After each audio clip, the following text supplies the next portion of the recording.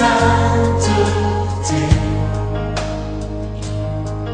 L'univers crie sa majesté. Chantons gloire et puissance, force et louange à l'agneau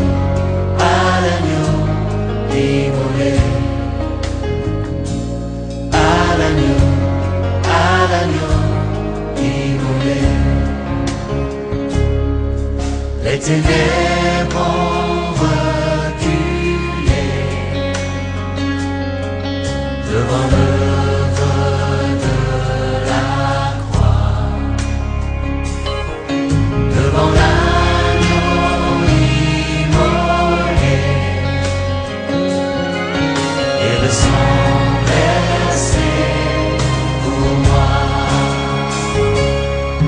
Tous les anges de sa sainteté, l'univers crie sa majesté. Chantons gloire et puissance, force et louange à l'agneau immolé. À l'agneau immolé. De la vie qu'il a donnée à la vie qui brûle en moi. Ton amour est à jamais ma reconnaissance au roi. Tous les anges de sa sainteté, l'univers crie sa majesté. Chantons gloire et puissance, force et louange à l'agneau immolé. À l'agneau immolé. Bienvenue au séminaire de Pâques 2020. Nous vous saluons dans le précieux et glorieux nom du Seigneur Jésus-Christ.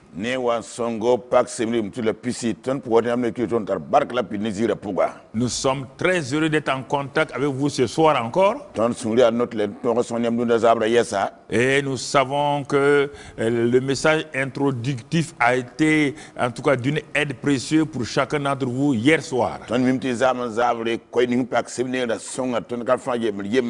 Avec ce message introductif, nous avons parlé donc de la fin de l'esclavage de Satan et le début d'un nouveau calendrier que Dieu a prévu pour les hommes.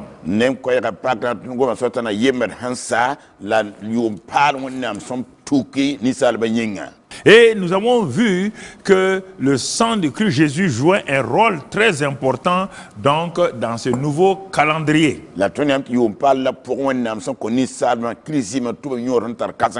Et que Dieu a appelé ce nouveau calendrier-là, cette nouvelle période, la Pâque de l'Éternel.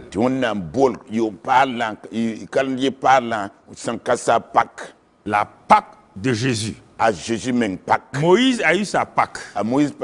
Je reviens pour que vous compreniez. Moïse a eu sa Pâque. Il en est sorti totalement victorieux. Il n'a rien fait que simplement d'entrer dans la parole de Dieu. D'immoler son agneau, d'appliquer son sang sur les linteaux des portes et de rester sous la tente. Et Dieu est entré en action. La Pâque de Jésus. Jésus a été crucifié. Il est l'agneau divin, mâle et sans péché. Il a pris nos péchés. Et quand il est mort, par son sang qu'il a coulé, nous sommes entrés dans sa victoire. Et cette victoire continue aujourd'hui. Le sang de Christ Jésus n'a pas cessé de fonctionner. C'est un sang qui terrorise Satan et les démons. C'est pourquoi ils font tout pour que les chrétiens ignorent le sang de Jésus. Ça ressemble à quelque chose de sauvage selon eux, selon les hommes. Mais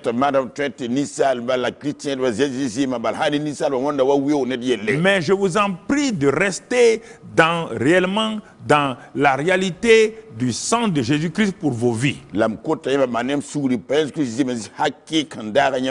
c'est ce que nous avons vu au message introductif. Je vais vous arrêter un peu et vous dire une chose. Tout le monde naît dans une religion familiale. Il n'y a pas un homme qui est né qui n'est pas né dans une religion. Même l'athéisme est une religion. Chacun dit, ah oui, chacun a sa religion. Oui. Parce que tu es né dans une religion, ça ne détermine pas ta destination. C'est ton choix personnel qui va te faire entrer au paradis ou en enfer. Ce n'est pas ta religion. Aucune religion ne peut conduire quelqu'un au paradis. C'est ton choix de ce que tu vas faire de ta vie qui va déterminer ta destination finale. J'en sais quelque chose. Ne t'en fais pas. Donc c'est pourquoi il est important que nous comprenons la parole de Dieu. Lorsque nous comprenons cette parole-là, elle nous aide à aller de l'avant. Donc aujourd'hui, ce soir-là, notre deuxième soirée du séminaire spécial de Pâques, qui est le séminaire de victoire, nous voulons partager avec vous ce puissant titre. La puissance de la croix, vérité spirituelle incontournable. La puissance de la croix, vérité spirituelle incontournable. On ne peut pas la contourner. Qu'on aille à gauche ou à droite, on trouve la croix le seul moyen de vaincre Satan. Écoutez maintenant. Vous qui êtes en contact avec nous, que vous soyez apôtre, prophète, docteur, pasteur ou évangéliste, que vous soyez pasteur ou prêtre, que vous soyez un ancien ou un diacre, écoutez ce que la parole de Dieu va nous dire sur la croix. S'il n'y a pas de croix, il n'y a même pas de christianisme, il n'y a pas protestant, il n'y a pas catholique, il n'y a rien. Sans la croix, il n'y a même pas de christianisme.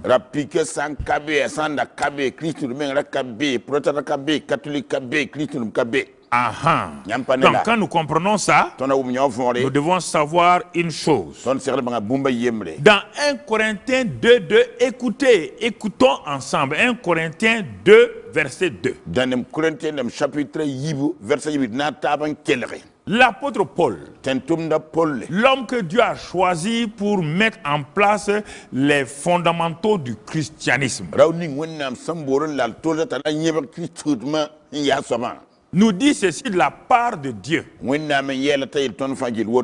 dit, homme de toute génération, peuple, serviteur et servant de Dieu, de toute génération, je n'ai pas eu la pensée de savoir parmi vous autre chose que Jésus-Christ et Jésus-Christ crucifié. Je ne veux pas entendre autre chose. Je ne veux pas que vous puissiez dire que votre salut vient de vos œuvres. Je ne veux pas entendre que vous dites que votre salut vient de votre mérite. Je veux que vous sachiez et que vous proclamez une seule chose, que Jésus-Christ est Jésus-Christ crucifié. Alors, monde chrétien diversifié. Est-ce que vous croyez cela?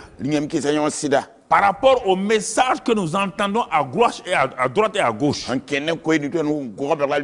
on parle beaucoup d'onction. On parle, si moi j'ai prié, c'est pourquoi j'ai été sauvé. J'ai jeûné 40 jours, c'est pourquoi j'ai été sauvé. Galon, mensonge.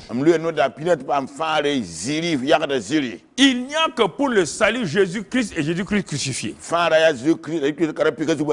Écoutez-moi, faut pas, mon frère, faut pas t'énerver. Écoute-moi, pose ton cœur et on va aller pas à pas. Pourquoi Paul dit de prêcher cela, Jésus-Christ crucifié? Pourquoi ce nom-là doit être dit partout?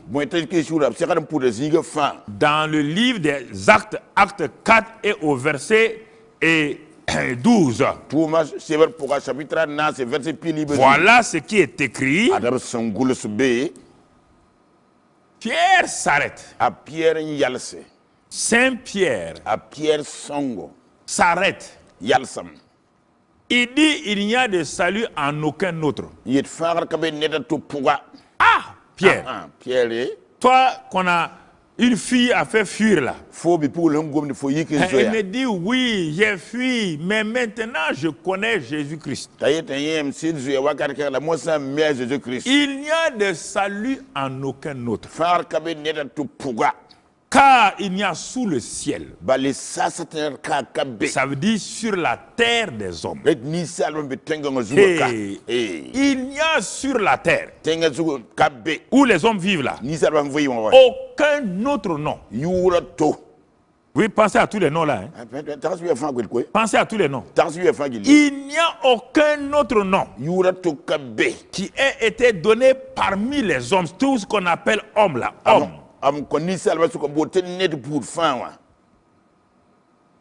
Parmi les hommes. Et la suite, par lequel nous devions être sauvés. Oh, Pierre, Saint-Pierre. Pierre Songo. Tu viens de parler, hein? Ça, c'est une grosse parole. Mais c'est le même Pierre qui parle comme ça, oui. Ce n'est pas toi qui as trahi Jésus, oui. Je ne le connaissais pas. Je l'ai suivi sans le connaître. J'ai marché avec lui sans le connaître. J'ai cru à l'époque que Moïse pouvait nous sauver. J'ai cru à l'époque qu'Abraham pouvait nous sauver. Comme on a eu beaucoup d'ancêtres avec de grands noms, je croyais qu'ils pouvaient nous sauver. Mais j'ai vu, après la mort et la résurrection de Jésus, quand j'ai expérimenté la plénitude du Saint-Esprit, le Saint-Esprit m'a dit, il dit Pierre, sache une chose, à partir de maintenant, il n'y a de salut en aucun autre homme que Jésus-Christ le crucifié, ressuscité d'entre les morts. J'ai dit, hein? Le même Pierre dans Acte 10, verset 43. Il est cette fois-ci parmi les païens. Quand il a parlé dans Acte 4, 19, il était parmi les Juifs à Jérusalem. Maintenant, il se trouve parmi les païens où il ne voulait même pas aller. Et parmi les païens là, il prêche. Et il arrive et il dit une parole importante. Il dit Corneille. Tous ceux qui sont avec toi là, que le monde entier écoute. Il dit, le Jésus dont je parle là, tous les prophètes. Hey, Pierre, tu dis quoi? Tous les prophètes. Réfléchissez à ça. Tous les prophètes sans exception. Sans exception. Rendent ce Jésus-là le témoignage que quiconque croit en lui, en Jésus, reçoit par son nom le pardon des péchés. Deux déclarations qui viennent nous conforter dans la puissance de la croix. Deux déclarations qui viennent nous aider à continuer notre message avec assurance. Arrêtez-vous. Sur quelle base avez-vous été sauvés? Vous qui vous proclamez chrétien, évangélique, protestant, catholique, orthodoxe. Évangélique, protestant, catholique, orthodoxe. Vous avez été sauvés sur quelle base? Quel est le nom qu'on a prononcé sur vous? Est-ce Saint Pierre? Est-ce Saint Jean? Est-ce que Paul? Alors vous n'êtes pas sauvé encore. Car sous le ciel, sur la terre des hommes, il n'y a aucun autre nom que le nom de Jésus. Aucun autre nom par lequel on doit te sauver. Réfléchissez. Entrez en vous-même. Si vous croyez que la Sainte Bible, c'est la parole unique de Dieu, la parole révélée de Dieu, et vous vous dites chrétien, et vous dites qu'il y a salut en quelqu'un d'autre que Jésus, donc ça veut dire que vous n'êtes pas sauvé. Vous êtes à côté de la plaque. Vous êtes en dehors du royaume des cieux. Il n'y a que la puissance de la croix qui vous amène dans le royaume des cieux. Maintenant que nous savons qu'il n'y a qu'en Jésus seul le salut, alors nous allons nous poser la question. Je vous amène pas à pas. Comment est-il devenu sauveur lui seul? Voilà la question. Vous dites que c'est lui seul qui est sauveur? Tous les hommes sur la terre qui sont nés là? Alors je vais te dire pourquoi. Comment est-il devenu sauveur? Premièrement, c'est par un acte de souverain de Dieu le Père. Dans Acte 2, 23, regardons dans la prédication de Pierre le jour de la Pentecôte ce qu'il va dire. Il dit ce Dieu incarné qui est devenu homme a été livré, ça veut dire à la croix, selon le dessein arrêté et selon la prescience de Dieu lui-même. Il n'est pas devenu sauveur par lui-même d'abord. C'est Dieu le Père qui, dans sa grâce et dans sa miséricorde, a demandé à son Fils: veux-tu aller pour sauver les hommes? Il était au ciel. Il n'était pas homme. Veux-tu devenir un simple homme pour aller sauver les hommes? Le Fils a répondu oui. C'est pourquoi il a été crucifié selon le dessein arrêté de Dieu. C'est pourquoi vous l'avez fait mourir. Donc c'est par l'acte souverain de Dieu. Regardez, mon frère, ma soeur. Il a été mené comme une brebis qu'on mène à la boucherie, dit Romains 8:32, qu'on ne va pas lire. Il a été amené comme une brebis à la boucherie. Il a été amené, le Père l'a amené comme une brebis à la boucherie. Donc ça, c'est l'acte souverain du Père. Est-ce que Jésus même a accepté volontairement? Oui. Même si le Père a décidé, il n'a pas décidé en disant à Jésus, tu vas faire cela, sinon tu auras des problèmes avec moi. Comme mon frère, ma soeur. Regardons si Jésus a accepté. Dans Philippiens 2, verset 8. L'épître de Paul aux Philippiens. Regardons ce que la parole de Dieu nous dit sur Jésus. Jésus a paru comme un simple homme. Il est devenu un simple homme. Il s'est humilié lui. Il est Dieu, il s'est humilié lui. Se rendant obéissant jusqu'à la mort. Même jusqu'à la mort de la croix. Le Père a dit, tu vas aller. Le Fils a dit oui. C'est ça qui donne à la croix une puissance extraordinaire. Père et le Fils sont d'accord. Nous allons maintenant allier tous ceux qui étaient devant la croix et qui ont vu Jésus mourir à la croix du Calvaire. Pour cela, nous allons prendre 1 Corinthiens 1, 23. Et nous allons voir attentivement tous ceux qui étaient là. Paul dit, nous prêchons Christ crucifié.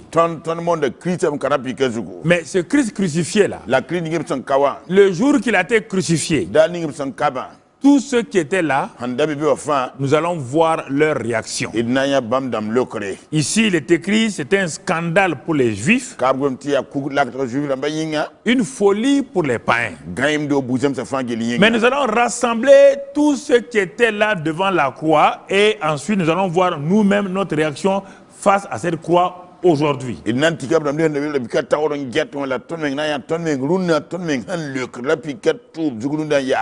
Devant cette croix, il y avait d'abord Maman Marie. Elle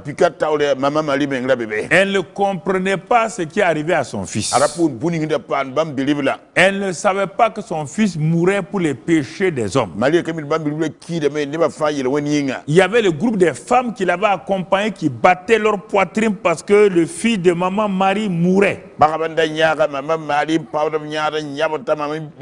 Et Jésus de dire à toutes ces femmes-là, il dit, femmes de Jérusalem, ne pleurez pas sur moi, pleurez sur vous-même et vos enfants. Car ma mort là n'est pas une mort pour laquelle on se lamente, c'est pour votre salut, c'est pour votre bien. Après Maman Marie et son groupe, voyons maintenant les disciples de Jésus. Parmi les 12 disciples de Jésus, les 11, parce que Judas est mort, il y a un seul qui est resté, il s'appelle Jean. Un qui est resté fidèle à Jésus lorsqu'il mourait à la croix du Calvaire. Passons des disciples et allons maintenant aux militaires. Les militaires qui étaient là se moquaient de Jésus, le frappaient. Ils ne croyaient pas à la mort de Jésus pour leurs péchés. Après les militaires, voyons les magistrats. Ceux qui ont condamné Jésus, pour eux c'était un condamné, un simple condamné à mort. Ils ne croyaient pas que ce qu'ils faisaient là c'était pour le pardon de leurs péchés. Regardons tous ces groupes-là, la foule qui était là. La foule disait, mais si l'homme était aussi puissant, il a ouvert les yeux des aveugles. Les sourds ont entendu. Pourquoi il n'a pas pu se sauver lui-même et on allait croire en lui jusqu'au bout? La foule aussi ne croyait pas. Regardons maintenant trois groupes de personnes spécialisées qui sont venues et qui étaient là pour analyser la croix. Il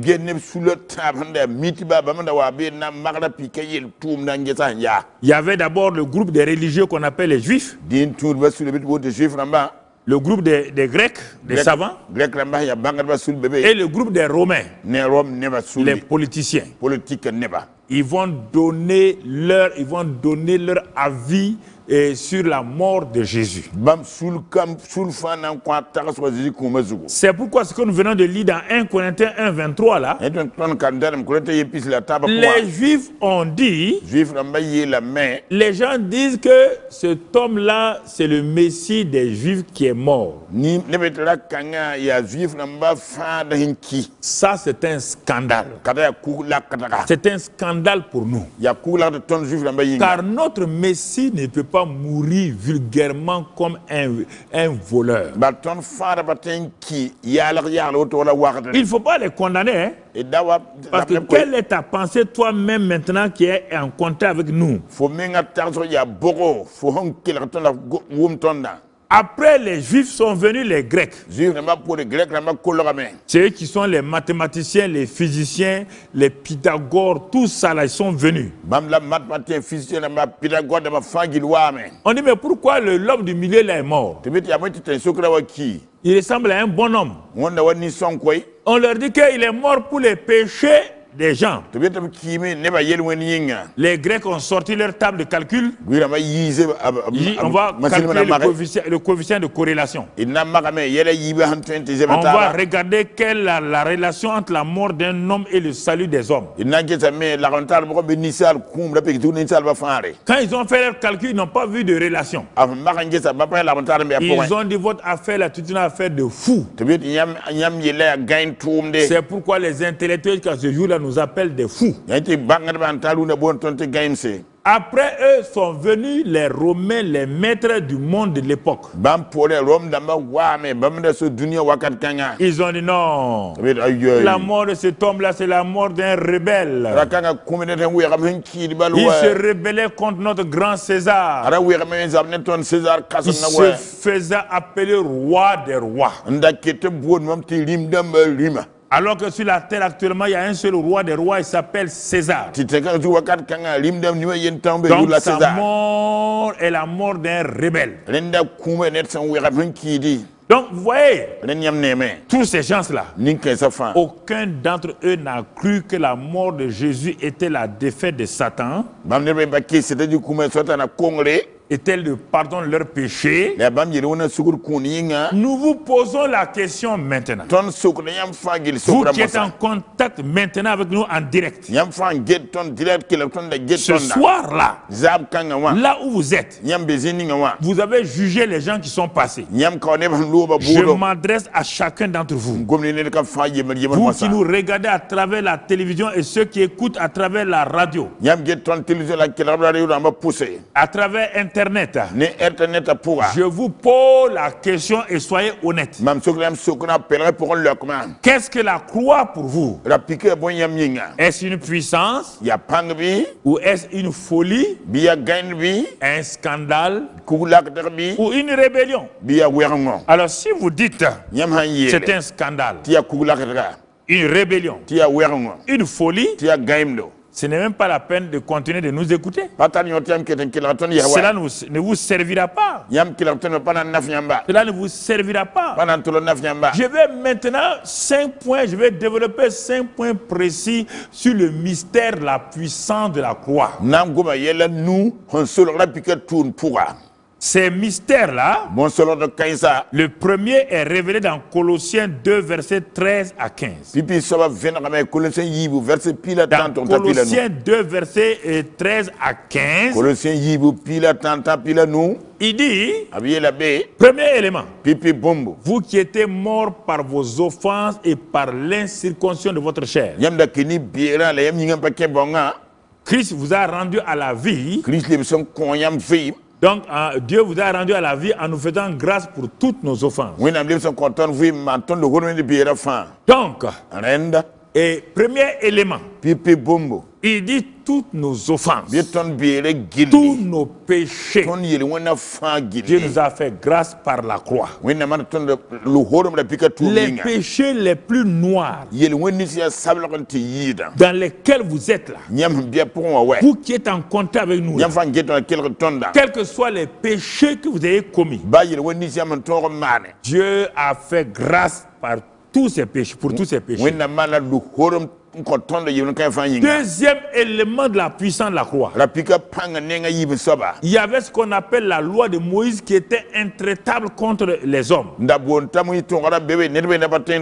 Et cette loi-là disait, celui qui pêche mourra. Tu dois obéir. Donc qu'est-ce qu'il a fait? Il a effacé l'acte dont les ordonnances nous condamnaient et qui subsistait contre nous. Et il l'a détruit en le clouant à la croix. Est-ce que vous entendez? Il a accompli la loi de Moïse. C'est lui seul qui l'a accompli. Et les ordonnances qui nous condamnaient, il a cloué ça à la croix. Troisième élément de la puissance de la croix. Il a regardé Satan en face. Il a ri malgré les douleurs. Il a dit, Satan, par ma mort à la croix, je te dépouille maintenant. Je te dépouille de ton autorité, de ta domination, et je te livre en spectacle. Car par ma mort à la croix, j'ai triomphé de toi. C'est pourquoi n'ayez pas peur. Vous êtes du bon côté, le côté de Jésus, le triomphateur. C'est lui qui a dépouillé, c'est lui qui a livré en spectacle. Satan, vous êtes du bon côté. N'ayez pas peur. Vous êtes dans la classe des nouveaux dominateurs. Vous êtes dans la classe des nouveaux triomphateurs. Vous êtes dans la classe de ceux qui ont livré Satan en spectacle. Donc vous comprenez? Ces trois éléments sont importants. Mais ce n'est pas fini. Colossiens 1 verset 20. Colossiens 1 verset 20. Colossiens chapitre 1 verset 20. Et il dit que Dieu a voulu par Jésus réconcilier tout avec lui-même. Parce que tout était séparé avec Dieu. Par la mort de Jésus, par la croix, le grand Dieu du ciel va prendre une décision, réconcilier tout avec lui-même. Tant ce qui est sur la terre qu'avec ce qui est dans les cieux. Quelle puissance! La croix a été capable d'amener une réconciliation entre le ciel et la terre. Et vous ne croyez pas à ça. Vous voulez prier, jeûner, et vous négligez la puissance de la croix. Par la croix, vous avez été réconcilié avec Dieu. Réconcilié totalement. Mon frère et ma soeur. Dans Ephésiens 2, 13. Mon frère, jusqu'à 18, on ne va pas tout lire. Il dit qu'il a réconcilié les juifs et les païens par le sang de la croix.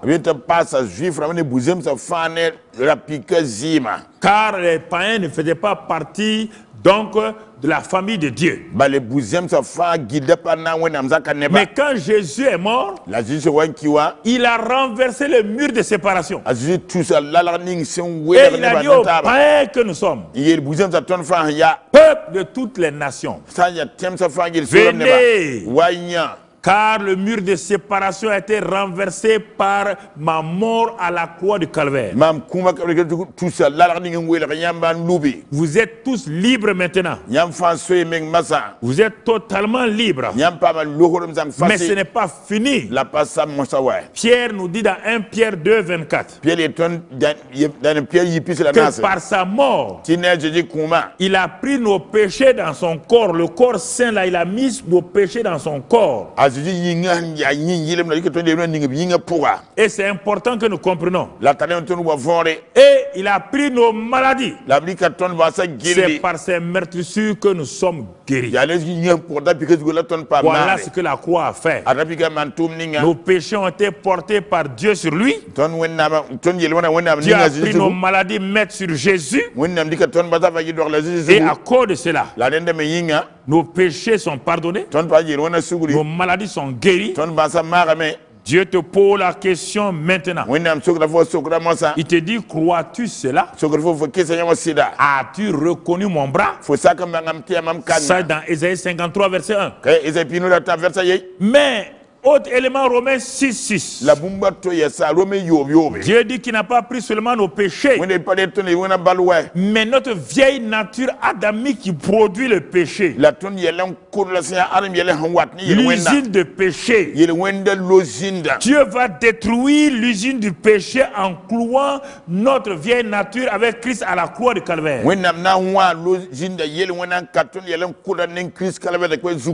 Il n'a pas seulement ôté les péchés, il a détruit ce qui fabrique les péchés, notre vieil homme nature adamique. Afin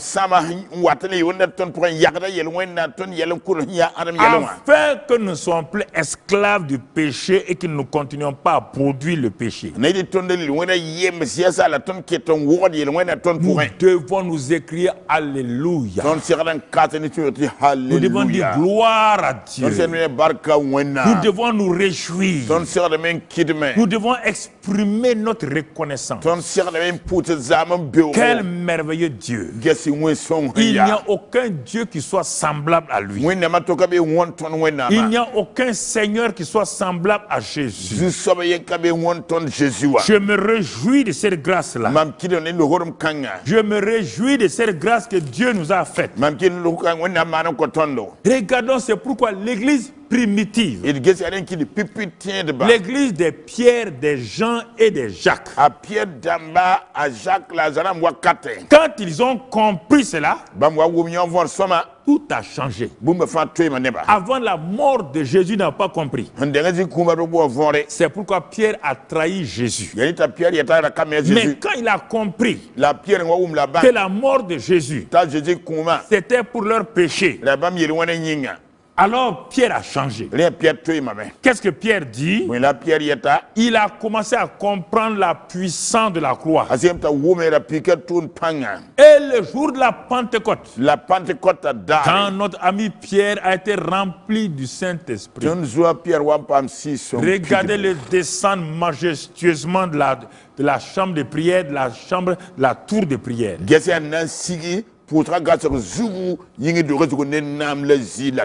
Il descend avec assurance. Regardez-le descendre. Il est sûr de lui-même.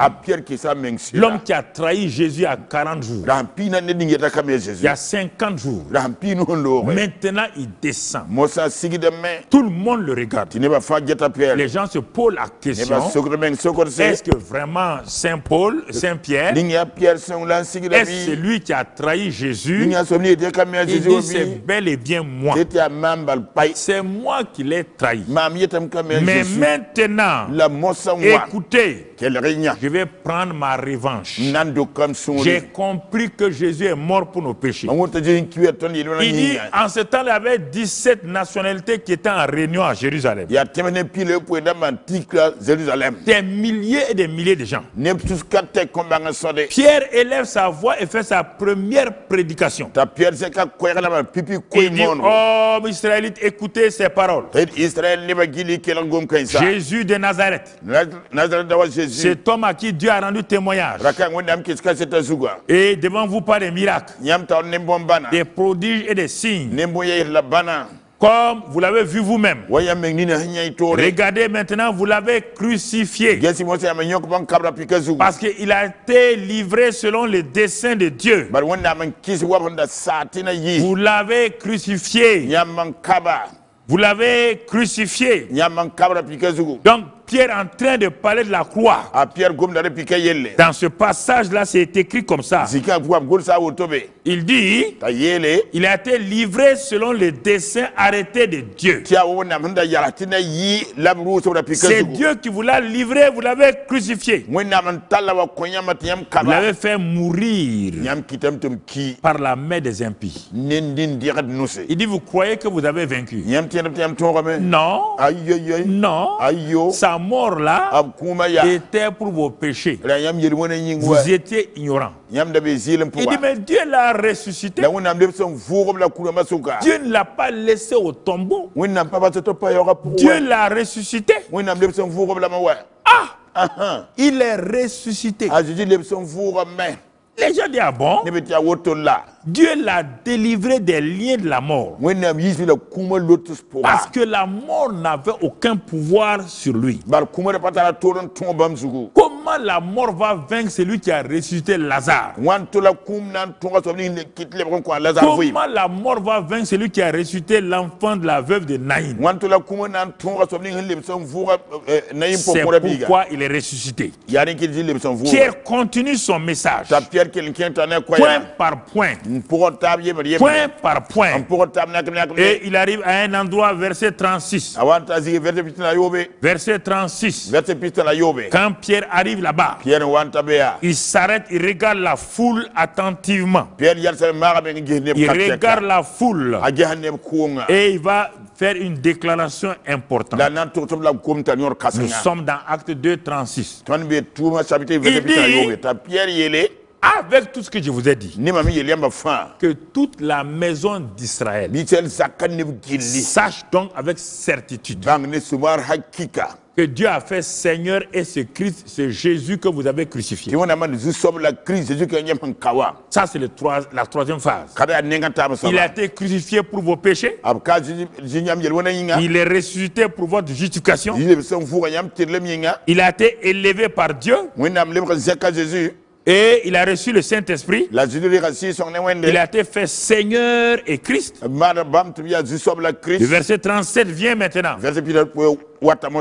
Après avoir entendu ce discours, toute la foule qui était là, ils eurent le cœur vivement touché. Et il dit à Pierre et aux autres, hommes frères, que ferons-nous maintenant? Ah! Vous dites qu'il est parti? Pierre dit oui.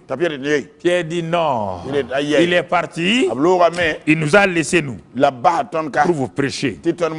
Notre message là.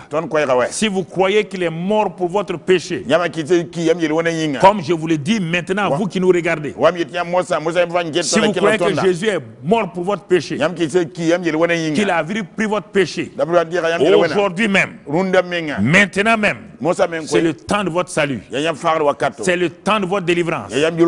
C'est le temps où la grâce de Dieu est pour vous. Quand il a dit ça, ceux qui acceptèrent les paroles de Pierre, ils furent baptisés et le nombre des disciples s'augmenta d'environ 3000 âmes. 3000 personnes ont accepté Jésus comme sauveur et Seigneur.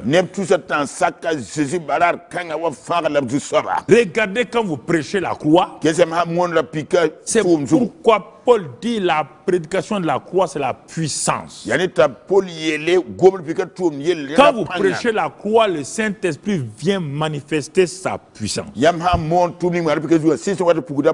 Le Saint-Esprit est content quand vous parlez de Jésus. Ne parlez pas de Saint-Esprit, il ne veut pas qu'on parle de lui-même, il est content quand on parle, il est venu pour élever Jésus.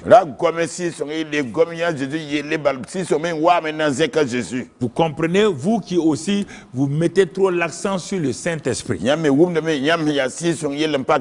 venu uniquement pour Jésus. Pour le glorifier. Donc présentez Jésus aux gens. Présentez la croix. Le jour de la Pentecôte là. Un simple homme appelé Pierre. Simon Pierre. Un simple homme. Il a prêché l'œuvre achevée de Christ. Et le Saint-Esprit est venu convaincre 3000 âmes. Donc, jeunes gens, prêchez l'œuvre de la croix. Prêchez que Christ est crucifié, enseveli, ressuscité, glorifié, et qu'il a envoyé le Saint-Esprit pour venir nous aider à faire l'œuvre de Dieu. Deuxième message de Pierre, ce n'est pas à Jérusalem. Ce sont des païens qui l'appellent par un homme nommé Corneille. Il est à Césarée. Oh, Pierre dit, nous on ne prêche pas aux païens d'abord. On ne prêche pas aux païens. Non. Nous prêchons aux Juifs. Le Saint-Esprit est venu dire à Pierre, tu dois prêcher Jésus-Christ partout. Si je suis venu te remplir, c'est pour que tu prêches Jésus-Christ. Si tu ne prêches pas Jésus-Christ, la puissance que je t'ai donnée, je la retire. Allez, lève-toi et pars. Pierre s'est levé, il est arrivé chez Corneille à Césarée. Il a commencé à s'excuser. Mais Dieu dit, Pierre prêche. Prêche l'évangile. Prêche l'évangile. Pierre a commencé à prêcher. Il a commencé à prêcher. Il a continué à prêcher. Et à un moment donné, Pierre veut tourner. Dans ce passage de Acte 10, 44 maintenant. Acte 10, 44. Regardons ce qui va se passer. Pierre est en train de prêcher. Pierre est en train de montrer que lui il est venu chez les païens. Vraiment parce qu'il n'est pas content. Et quand Pierre continue à prêcher, verset 43 en particulier, 43, poussé d'un seul verset, 43. Il a dit une parole importante. Il dit ceci, tous les prophètes. Ah non. Simon, est-ce que tu te trompes pas? Il dit non. Tous les prophètes. Ceux que vous connaissez là. Tout ce qui s'appelle prophète. Tous les prophètes rendent témoignage de Jésus. Que quiconque croit en lui, Jésus, reçoit par son nom le pardon des péchés. Je répète encore. Saint Pierre dit, écoutez-moi, hommes de toutes les nations.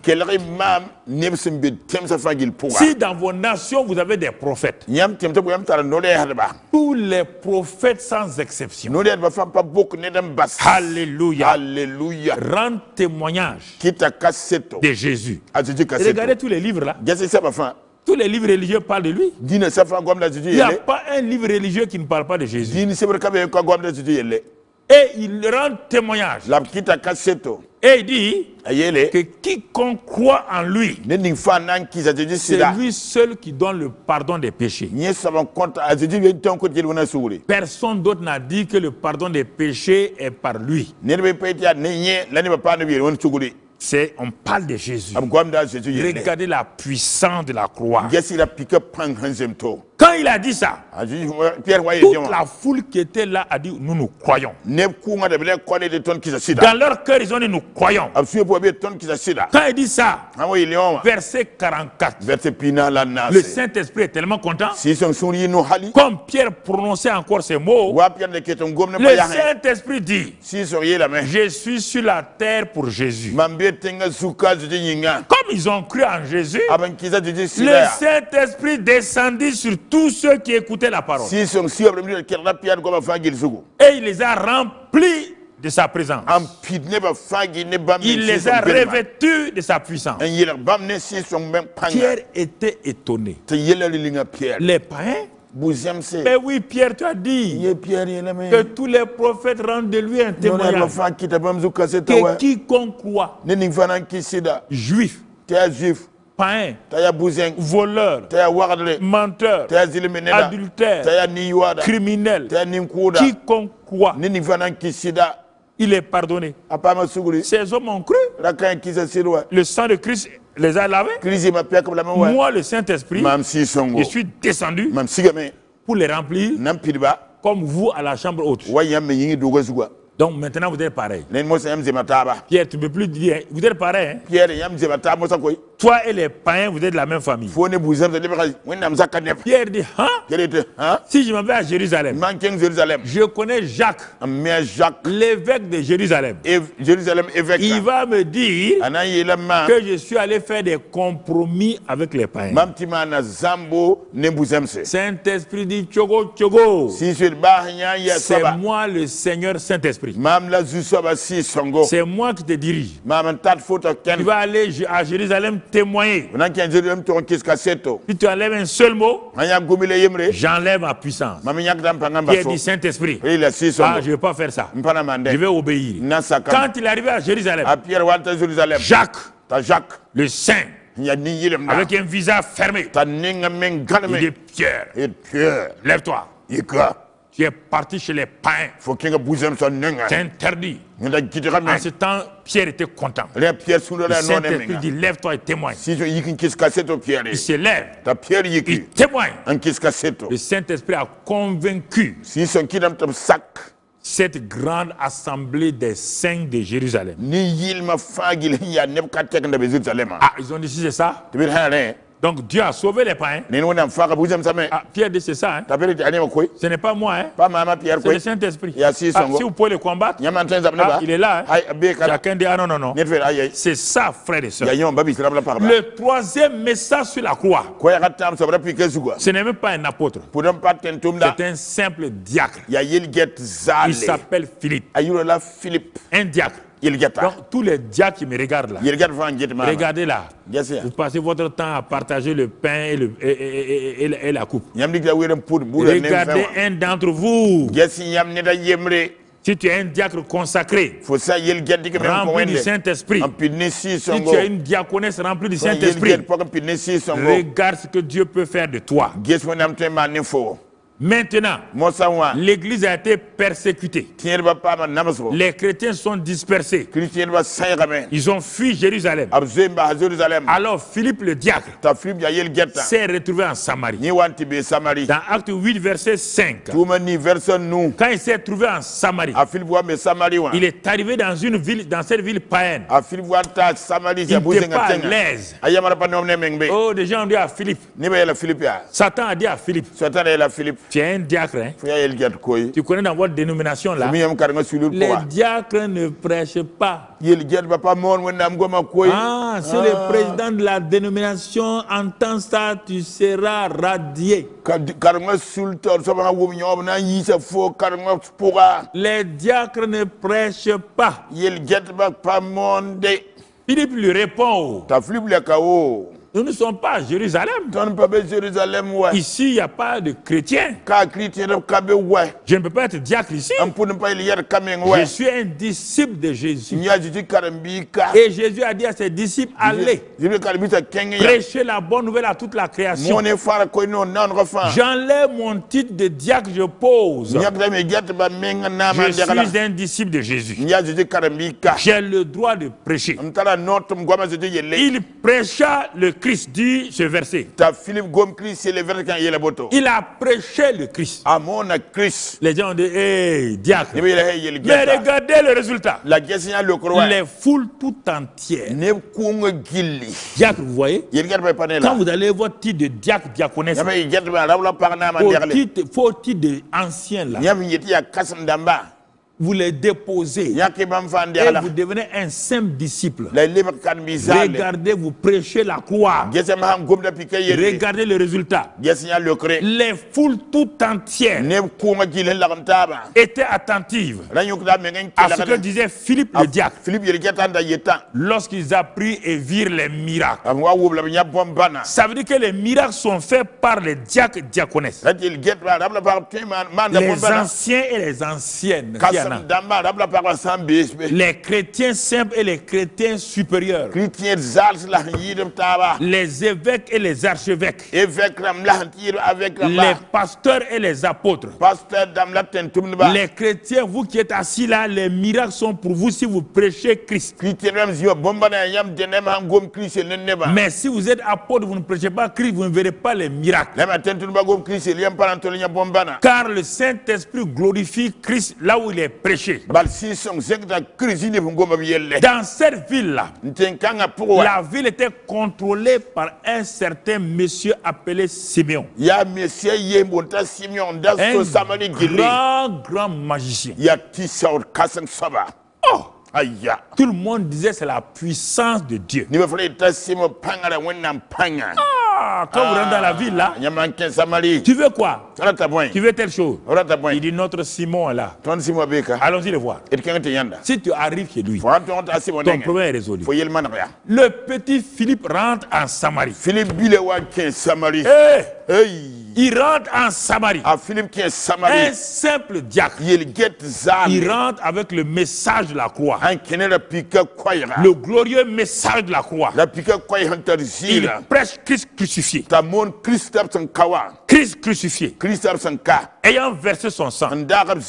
Christ crucifié. Qui a pris nos péchés sur lui. Qui a pris nos maladies sur lui. Qui a pris nos malédictions sur lui. Les foules ont dit, hein? Votre Jésus a fait tout ça? Philippe dit oui. Il a pris nos péchés. Mes péchés à moi. Moi j'ai tué des gens. Hein? Philippe dit il a pris tes péchés. Celui-ci dit j'ai commis adultère avec 100 femmes. Philippe dit il a pris tes péchés. Un vient et dit moi je suis voleur patenté. Voleur est licencié. J'ai une maîtrise en vol supérieur. Philippe dit tu n'as qu'à avoir n'importe quel diplôme en péché. L'œuvre de la croix a tout résolu. Les gens se regardent. Est-ce que c'est vrai? Philippe dit si vous ne croyez pas, écoutez-moi. Vous êtes malade, non? Les gens ont dit oui. Il y a des fous ici. Les gens ont dit oui. Vous allez voir que le nom de Jésus là, qui a pris vos péchés là, est capable. Il dit, Seigneur Jésus, maintenant, par la puissance du Saint-Esprit, j'asperge le sang, ton sang qui a été versé à la croix, sur cette foule-là, et je commande que les maladies partent. En un clin d'œil, les aveugles voyaient, les sourds entendaient. Les gens disaient, hein? Ça c'est power. Il y a puissance. Puissance, puissance, puissance. Il y a puissance. Puissance dans le sang. C'est ça. Oh oui. C'est ça. Les miracles ont commencé. Les gens sont allés dire à Simon, quelqu'un est venu gâter ton pouvoir dans la ville. Simon prend ses gris-gris, il s'en va là-bas. Il pense que pour aller attacher Philippe. Il amène que le buffle. Le buffle dit je ne peux pas. Il amène que Dienne. La queue Dienne dit je ne peux pas. Il amène la queue d'un coq. Si le coq a une queue, il amène la queue d'un coq. Le coq a dit je ne peux pas. Toutes les queues ont dit on ne peut pas. Il secoue les choses. Il touche son bracelet. Les bracelets disent je suis mort. Je suis mort. Il touche sa ceinture. La ceinture dit je suis mort. Devant le nom de Jésus, nous sommes devenus impuissants. Philippe a dit à sa femme, va ramasser mes fétiches. Un camion de fétiches est venu déposer les fétiches de Philippe et de Simon. Simon dit à Philippe, petit, tu me connais? Simon dit non. Philippe dit non. Les gens du village disent, tu ne connais pas Simon? C'est notre ancien Dieu. Tu es venu le détrôner avec ton Jésus. Et Simon est venu te donner ses fétiches. On a brûlé ses fétiches au nom de Jésus. Que si on brûle les fétiches, on va mourir. Quel fétiche va me faire mourir? C'est quoi ça? Ça va te rendre fou. Quitte là-bas. Quitte dans ça là. Fétiche va te rendre fou. Au nom de Jésus. Au nom de Jésus. J'en ai brûlé beaucoup. Partout. Partout. Tu entends? Rien. Il y a la puissance dans le sang de Jésus. Simon est devenu chrétien. Il est devenu chrétien. Vous comprenez? La puissance dans la croix. Dans la croix. Le message de la croix est un message puissant. Regardez, frères et sœurs. Si vous ne croyez pas à la croix, je vais vous amener, nous allons voir quelque chose dans l'évangile de Matthieu. Ça va vous étonné. Matthieu 27, verset 50. Beaucoup de gens ne lisent pas ce passage-là. Jésus il va maintenant mourir. Il va rendre son esprit au Père. Son âme va aller dans le séjour des morts. On va mettre son corps dans le tombeau de Joseph d'Arimathée. Mais on n'est pas arrivé là-bas d'abord. Il est sur la croix. Jésus est sur la croix. Et à Jérusalem, il y a le grand temple. Où il y a le grand temple où il y a le voile qui sépare le lieu saint avec le lieu très saint. Dieu est dans le lieu très saint et le rideau la sépare le lieu très saint et le lieu saint. Le rideau là est épais. Il est très haut. Aucune paire de ciseaux ne peut couper. Aucun homme ne peut déchirer ces rideaux-là. Regardez maintenant attentivement. Suivez-moi la partie importante. Suivez-moi. Je vous amène à la croix. Regardez Jésus en train de pousser un grand cri. Et je vous amène dans le temple de Jérusalem. Deux événements, attendez. Deux événements vont se passer. Quand Jésus a poussé un grand cri, quel est le contenu de ce cri-là? Premièrement, il a dit, Père, ce que je viens de faire là est suffisant pour le pardon des péchés des hommes. Jésus a crié, Père, pardonne leurs péchés car ils savent, les hommes ne savent pas ce qu'ils font. Deuxième, il poussa le premier cri, le deuxième cri, il dit un nouveau grand cri. Ce nouveau grand cri dit quoi? Il dit, tout est accompli. Tout est terminé. La défaite de Satan est accomplie. Le pardon des péchés est accompli. Le salut des hommes est accompli. La réconciliation entre le ciel et la terre est accomplie. La réconciliation entre Dieu et les hommes est accomplie. Tout est accompli. Au moment où il dit ça, à la croix, je vous amène dans le temple maintenant et vous envoyez le verset. Et voici le voile du temple là. Le rideau là s'est déchiré en deux. Depuis le haut jusqu'en bas, la terre, il y a trois événements. Le rideau a été déchiré. La terre a tremblé. Les rochers se fendirent. Arrêtons-nous là-bas d'abord. Trois événements. Quand Jésus a poussé le grand cri, la puissance de la croix. La puissance de la croix. Le Père a pris le rideau du temple là.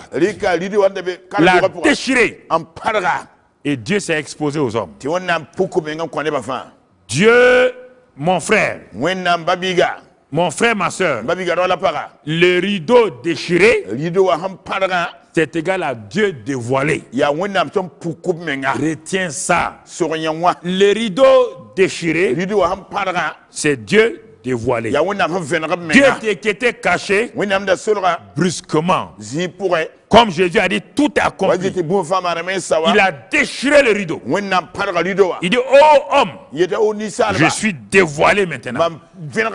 Pendant le temps de Moïse, j'étais caché aux hommes. Mais avec mon fils, comme il a dit, tout est accompli. Les péchés sont pardonnés. Je peux me révéler aux hommes. Il a déchiré le rideau. Quand il a déchiré le rideau, la puissance de Dieu a quitté le rideau. Et partout où? Regardez dans les cimetières. La terre a tremblé. Dans les cimetières. Verset, il est écrit, les sépulcres s'ouvrirent. Et plusieurs corps des saints qui étaient morts ressuscitèrent. C'est pas la résurrection, hein? C'est la mort de Jésus qui a fait ça. Les tombeaux se sont ouverts. Les corps d'Abraham, de tous ceux qui ont été enterrés là, ressuscitèrent. Et le jour de la résurrection maintenant, ces corps-là ont apparu à Jérusalem, le verset qui suit. Le verset qui suit là, après la résurrection, ces saints-là rentrés dans la ville sainte et apparurent à plusieurs. Je résume pour que vous compreniez, il n'y a rien de bizarre ici. Voilà la fin de la... Voilà ce que Dieu attendait. La puissance de la croix. Elle a fait quoi? Quand Jésus a dit tout est accompli. Quand il a dit ça, le Père a déchiré le rideau. Un. Deuxièmement, le Père est sorti. Troisièmement, mon frère, la terre trembla. Parce que quand Dieu a commencé à marcher, la terre a tremblé. Oh, Dieu qui marche, les rochers se fendirent. La terre dit, hein? Notre Dieu est en train de marcher. Les rochers se fendirent. Vous entendez? Et les tombeaux ont dit, puisque Dieu est sorti en dehors du rideau, les tombeaux ont dit, on ne peut pas rester fermé. Nous allons nous ouvrir. Ils ont relâché leurs morts. Ils ont dit aux morts, les saints là, sortez, sortez. Dieu est dévoilé. Dieu se révèle aux hommes. Et toi, tu es assis maintenant. Tu dis que tu es chrétien. Tu n'as rien dans tout ça là. Hey, misérable. Oh, Dieu est compassionneux. Toi, tu es chrétien. Dans tout ça là. Il n'y a rien. t'amène, regarde. Je t'amène, mon frère. C'est sérieux maintenant. Regarde, regarde à la croix. Fixe tes yeux sur la croix. Fixe tes yeux sur la croix. Regarde ses mains percées. Regarde sa tête. Et donc vraiment blessé. Regarde ses pieds. Regarde son côté, le sang jaillit. Regarde à ça. Regarde à ça maintenant. Le sang qui a jailli. Regarde ce que Dieu est en train de faire. Si tu vois la croix telle que je te la présente maintenant. Et maintenant, Dieu fait la même chose pour toi. Si les morts là sont ressuscités et que toi tu regardes la croix et tu vois que le voile est déchiré et que Dieu est dévoilé aux hommes, alors nous allons passer à l'atelier pratique de la bonne vision de la croix. Cet atelier pratique concerne quoi? Le sang de Jésus est toujours le même. En ce vendredi soir que les gens appellent vendredi saint, où nous sommes maintenant, où Jésus a été crucifié. Écoute-moi mon frère, ma soeur. Jésus vous appelle à cette croix. Il dit ce cantique: ô vous qui n'avez pas la paix, venez, Jésus t'aime. Ô vous qui n'avez pas la joie, venez, Jésus l'adore. Jésus vous appelle. Maintenant, la croix n'est plus là physiquement, mais la présence de la croix est là par le Saint-Esprit. Je vous parle sérieusement. Maintenant, en ce vendredi soir, ce vendredi saint où Jésus a été crucifié, le Saint-Esprit vous invite et vous dit maintenant: venez à la croix. Premier groupe de gens. Vous tous qui êtes fatigués et chargés, ceux qui ont leur âme malade et noircie par le péché, maintenant Jésus s'adresse à vous, les miracles vont commencer. Ce soir est un soir de miracles. Écoutez-moi, le Seigneur crie: tout est accompli. À Jérusalem, les sépulcres se sont ouverts, la terre a tremblé, les rochers ont été fendus.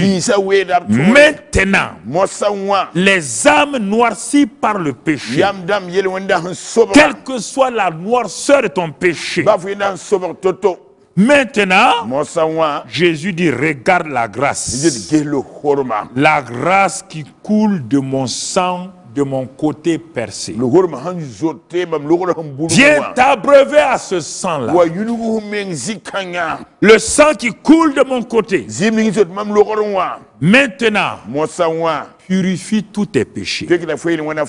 Quels que soient les péchés que tu as commis, leur nombre, là où tu es assis dans ta maison, dans ton fauteuil, dans ta chaise, là où tu es assis, partout où tu es maintenant, quel que soit le péché, le plus noir, le sang de Jésus est là. Le sang de Jésus dit: viens. Il dit: viens.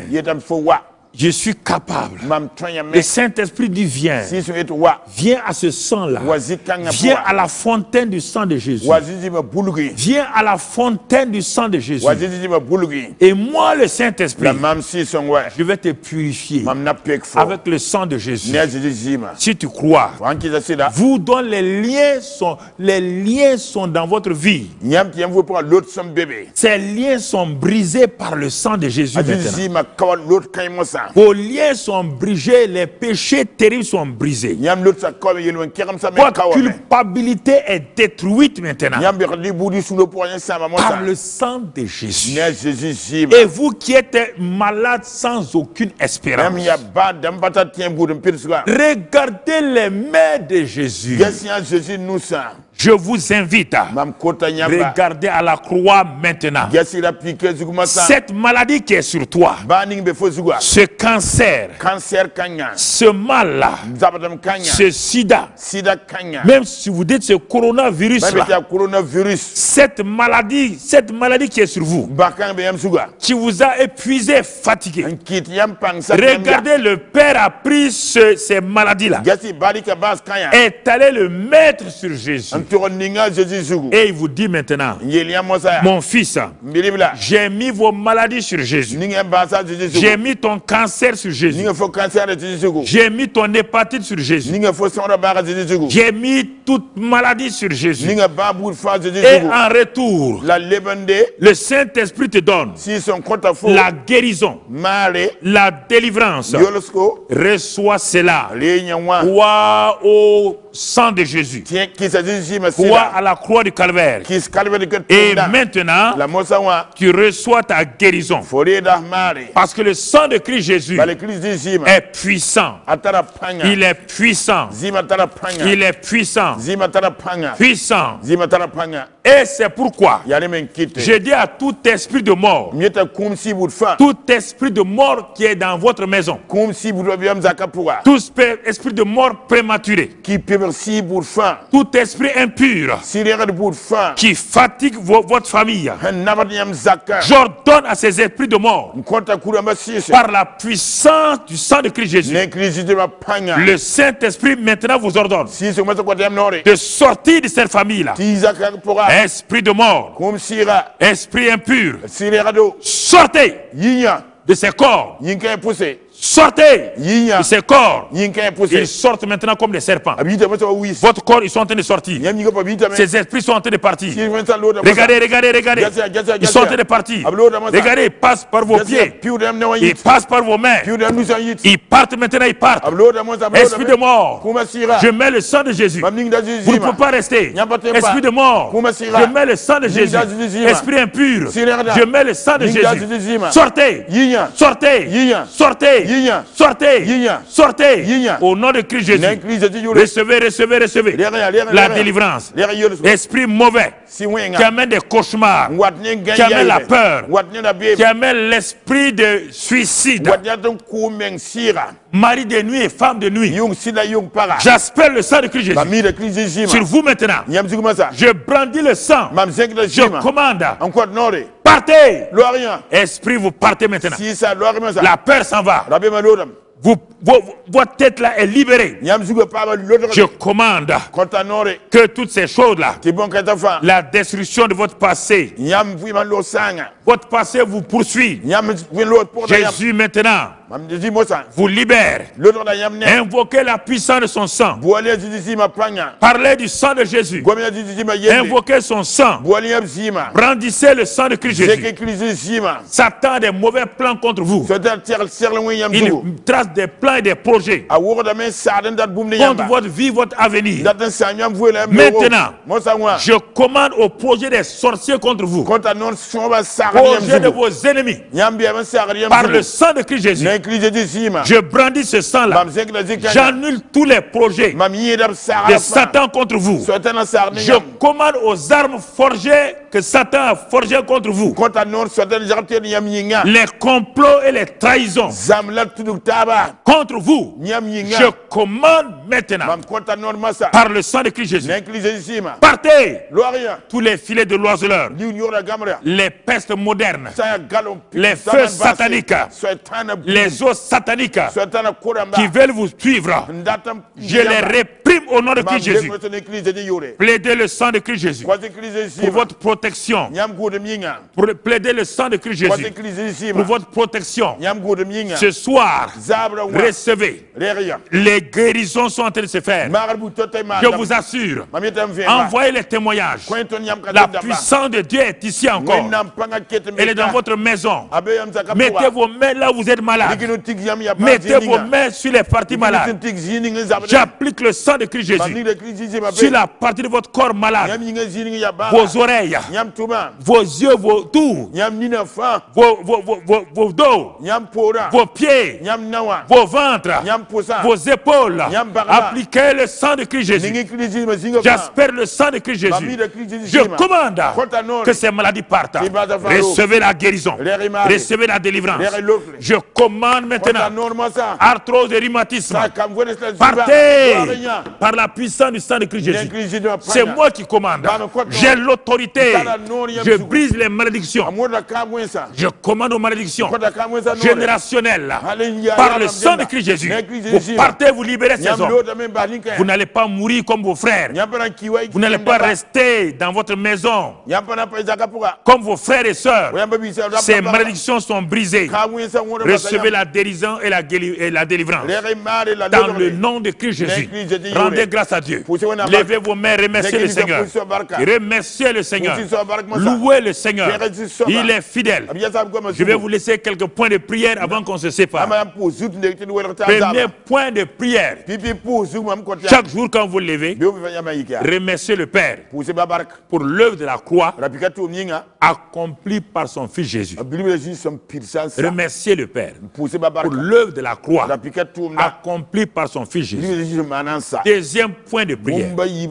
Chaque jour, tout ce que Jésus a fait à la croix, il vous a donné la victoire sur Satan. Dites-le à Satan, j'ai la victoire, j'ai la délivrance. Cela m'appartient.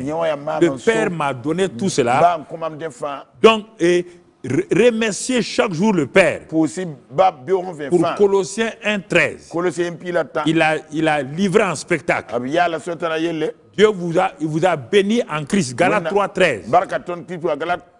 Éphésiens 1,3. Tout cela, ça fait partie de vos points de prière. Dites à Satan chaque jour que vous lui résistez par la parole de Dieu et que vous l'avez vaincu par le sang de Jésus et que vous tenez ferme sur l'œuvre achevée de Christ par le sang par le Saint-Esprit. Il a peur de ça.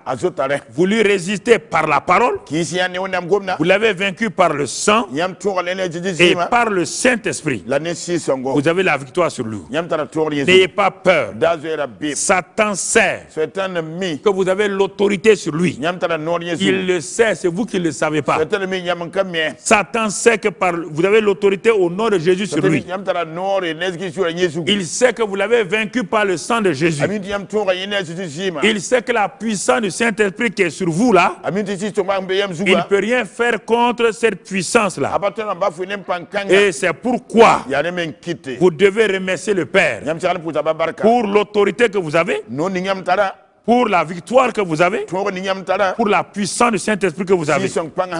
Et c'est pourquoi aujourd'hui, vous devez vous réjouir et vous devez terminer cette émission avec nous, du moins ce temps de séminaire avec nous, en disant: nous l'avons vaincu, nous t'avons vaincu, nous t'avons vaincu par la parole de notre bouche, par le sang de Jésus, nous t'avons vaincu. Satan ne peut jamais me conquérir. Non, non, non, Satan ne peut jamais me conquérir.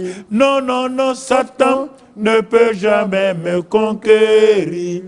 Quand je suis mon Dieu par la foi, je suis fort, fort, oui, plus que vainqueur, par le sang de Jésus. Nous sommes forts, forts, oui, plus que vainqueurs, par le sang de Jésus, notre Sauveur. Vous avez entendu? Nous sommes au séminaire de victoire. Ça, c'est le deuxième soir. Dieu voulant, demain soir, nous allons voir le Saint-Esprit et le sang. Oh, deux témoins puissants qui agissent ensemble. Là, le Saint-Esprit répond toujours au sang. Croyez, suivez tout cela. Préparez-vous que demain soir, samedi, vous prenez du temps pour qu'à 19h, temps universel, nous soyons ensemble encore. Nous vous aimons, nous vous bénissons. Continuez à prier pour nous, afin que ce séminaire continue, atteigne son but, et que la gloire soit à Jésus-Christ. Amen. N'oubliez pas, Jésus-Christ est Seigneur. Amen.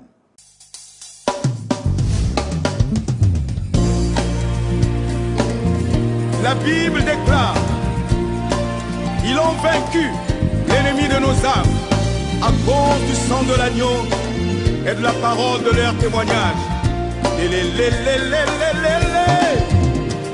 Quand l'ennemi vient me séduire, la porte est scellée. Quand il vient troubler mon âme, la porte est scellée. Quand survient la tentation, la porte est scellée. Scellée par le sang précieux, le sang de l'agneau. Quand les soucis veulent m'envahir, la porte est scellée. Et quand la tristesse m'environne, la porte est scellée. Quand je me sens en proie au doute, la porte est scellée. Scellée par le sang précieux, je suis couvert par le sang, je suis par le sang de l'agneau. Couvert par le sang, je suis couvert par le sang de l'agneau. Oh yeah. Quand l'ennemi vient m'attaquer, la porte est scellée. Quand il vient me décourager, la porte est scellée. Et quand la vie veut m'angoisser, la porte est scellée. Scellée par le sang précieux, le sang de l'agneau. Quand la détresse règne autour de moi, la porte est scellée. Quand le malheur s'approche de moi, la porte est scellée.